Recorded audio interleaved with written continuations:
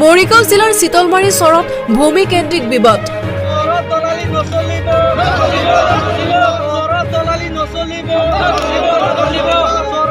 অসম চৰকাৰে উচ্ছেদ কৰিছিল চৰাঞ্চলত। তাৰ পিছত মৰিগাঁও জিলাৰ জিলা প্ৰশাসনে চিতলমাৰী চৰৰ লোকক দিছিল আন এটা চৰ বসতি স্থাপন কৰিবলৈ।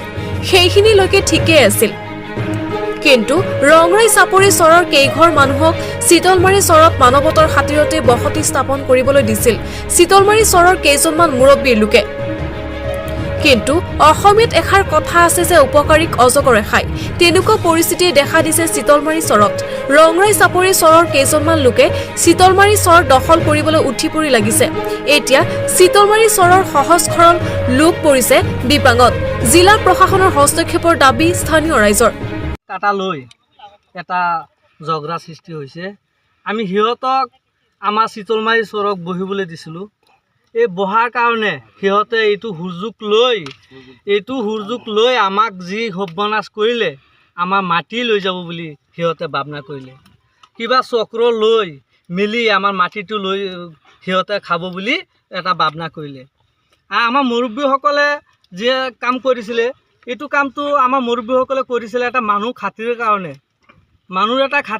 কৰিছিলে। সিহঁতৰ ৰংগাই চাপৰি বহিবলৈ জাগা নাই, এইটো কাৰণে আমাৰ চিতলমাৰী অলপ ঠাই দিছিলে বহিবলৈ। এতিয়া আমাৰ এবকশ্যন হ'ল, আমাৰ 70 ঘৰ মানুহ আমাৰ চিতলমাৰী চৰৰ 70 ঘৰ মানুহৰ এবকশ্যন হৈছে। আমাৰ প্ৰশাসনে সকলো জানে। আৰু আমাৰ 70 ঘৰ মানুহ বহাবলৈ আমাৰ প্ৰশাসনে ইয়াতে আমাক বহাইছিলে। এতিয়া আমাক ইয়াৰ পৰা উঠাই দিওঁ বুলি এটা ষড়যন্ত্ৰ কৰি আছে সিহঁতে।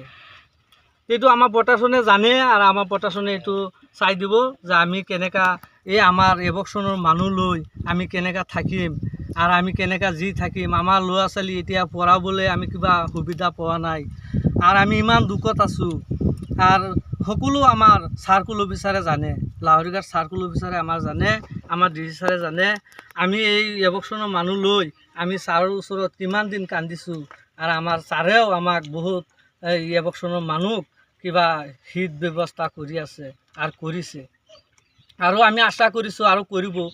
আমি এই চৰত যে আছোঁ, আমাৰ চিতলমাৰী আমি নিজে আছোঁ, আৰু আমাৰ মুৰব্বীসকলেও জানে চিতলমাৰী, আৰু অৰিজিনেল চিতলমাৰী এইটো আমাৰ।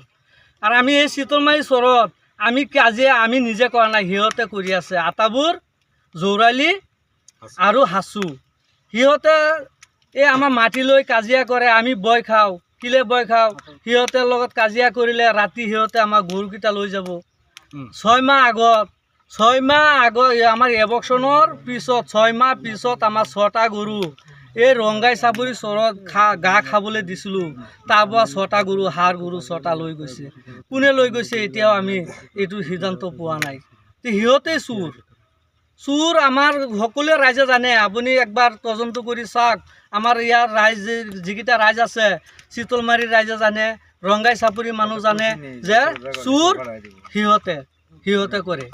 জাগা যিটো দিছিলোঁ যে ইয়াত থাকিবলৈ, ডাঙৰ পানী হৈছে, এইটো কাৰণে সিহঁতক জাগা দিছিলে আমাৰ মুৰব্বীসকলে, যে পানীৰ পিছত সিহঁতে তাৰ ৰংগাই চাপৰিত গুচি যাব। এতিয়াতো ৰংগাই চাপৰি যাব, আৰু আমাৰ ওপৰত মানে বহুত অত্যাচাৰ কৰি আছে। আমাক মাৰিব, ধমকি দে, আমাৰ মাটিকেইটা লৈ যাব, সিহঁতৰ মাটি বুলি আমাৰ প্ৰশাসনে বহাই থৈ গৈছে ইয়াত। আমি কেনেকৈ যাম? আমি ক'ত যাম? আমি তাত বহিছিলোঁ, এইটো ফৰেষ্টৰে লৈ গৈছে, এবকশ্যন হৈছে। এতিয়া আমি ক'ত যাম? আমাৰ যাৱাৰ একো জাগা নাই। আমাৰ প্ৰশাসনে চাই দিয়ক, ক'ত যাম আমি, কেনেকৈ চলিম?